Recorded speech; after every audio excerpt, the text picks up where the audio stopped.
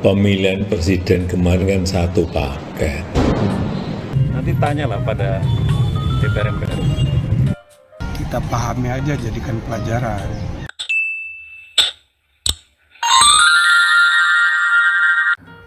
Pemirsa, isu pemakzulan terhadap wakil presiden akhir-akhir ini memanas. Isu tersebut semakin memanas ketika sekelompok purnawirawan TNI mengajukan usulan kepada DPR RI. Pemirsa, memanasnya isu tersebut mengundang banyak pihak untuk angkat suara. Berikut Presiden ke-7 Republik Indonesia, Bapak Joko Widodo, memberikan tanggapan atas usulan tersebut. Kemudian selanjutnya disusul tanggapan dari Istana, dan terakhir berikutnya kita dengarkan tanggapan dari mantan Ketua Mahkamah Konstitusi Zimli As-Sidiki.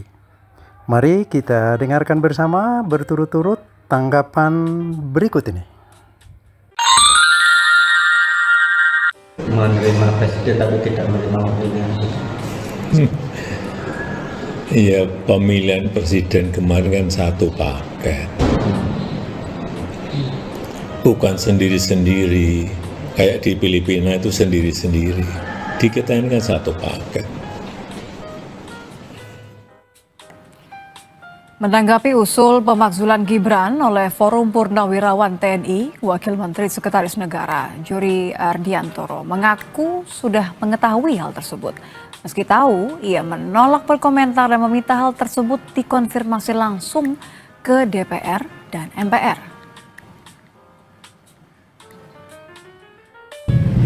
Apa ya? Ya saya baca lah di media banyak beredar kan, berseliweran kan. Mampir ke grup-grup WA. Tapi soal dorongan pemakzulan Wapres itu gimana responnya? Soal dorongan dari Forum Purnawirawan itu pemakzulan Pak Wapres, dari Istana ngeresponnya gimana, Mas? Nggak perlu direspon, nggak ada respon. Mas, tapi kalau pertemuan udah lama itu surat. Ada yang baru lagi tanggal Ya diserahkan kan ke DPR MPR. Saya nggak tahu bagaimana respon DPR MPR. Nanti tanyalah pada DPR MPR. Sebagai fenomena ya yang alamiah aja, sesuatu yang rasional aja. Jadi kita nggak usah nafikan, tidak usah kecilkan artinya. Kita pahami aja, jadikan pelajaran bahwa ada kelompok-kelompok yang sedang marah kepada keadaan, termasuk para mantan jenderal yang tentu mereka itu bukan karena pertimbangan materialitas, bukan juga karena pertimbangan teknis politik kekuasaan, tapi itu ekspresi dari idealisme bernegara. Maka kita harus hormati, ya kan? Ya sudah, itu, dan dia sudah salurkan dengan baik ke DPR. Jadi kita hormati gitu. Nah, tetapi kita sudah punya kesepakatan mengenai tata cara mengekspresikan atau tata cara untuk memakzulkan presiden dan wakil presiden. Nah, itu namanya mekanisme impeachment, sudah diatur di konstitusi. Itu loh. Caranya itu pertama ada alasannya, kedua ada proses proseduralnya. Nah, kalau alasannya sebenarnya, kalau konkretnya mau dicari-cari gampang. Ada 6 yang bisa dijadikan alasan. Pertama karena berkhianat pada negara, yang kedua karena korupsi, yang ketiga karena terima suap, yang keempat kalau dia melakukan tindak pidana berat lainnya. Apa tuh? Ya segala macam tindak pidana yang diancam dengan hukuman di atas 5 tahun itu masuk kategori tindak pidana berat semua.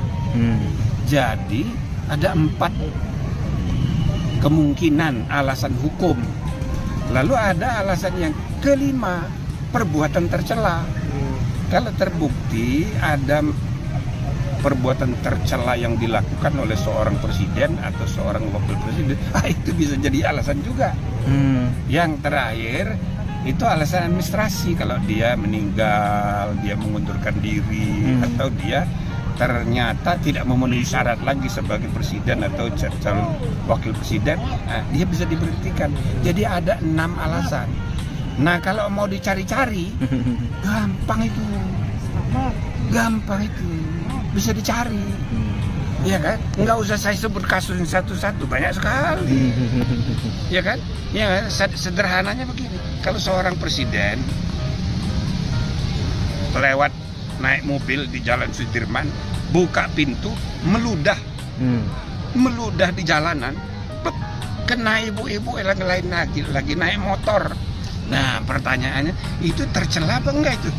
Masa pejabat publik meludah sembarangan, kena muka orang lagi, ya kan? Ibu-ibu pula, dia dandan mau kawinan, tahu diludahin.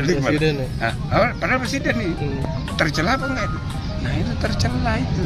Jadi untuk alasan mudah dibuktikan. Nah, itu tempat membuktikan di MK. Jadi di MK itu nanti membuktikan apa benar dia melakukan 6 hal tadi, masuk kategori 6 hal tadi. Kasusnya apa, buktinya mana. Kalau terbukti bisa jadi, pasti setuju MK-nya.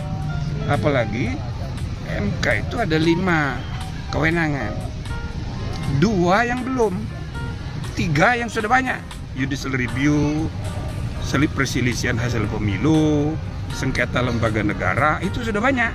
Tapi 2 belum, pembubaran partai sama impeachment. Ya pasti senang tuh 9 orang kalau ada kasusnya. Itu loh. Oh, berarti dalam hal ini Prof mendorong gitu selain buat ya bukan mendorong, saya mau menjelaskan prosedurnya kayak begitu. Gampang gitu loh. Dan ini semangat sekali nih ya. Dan kalau nah tapi ada tapinya. Ayo mesti dengar nih, biar nggak terlalu semangat. Nah, prosedurnya bagaimana? Prosedurnya itu harus mulai dari DPR. DPR lah yang harus memutuskan lebih dulu tuntutannya, baru dibawa ke MK.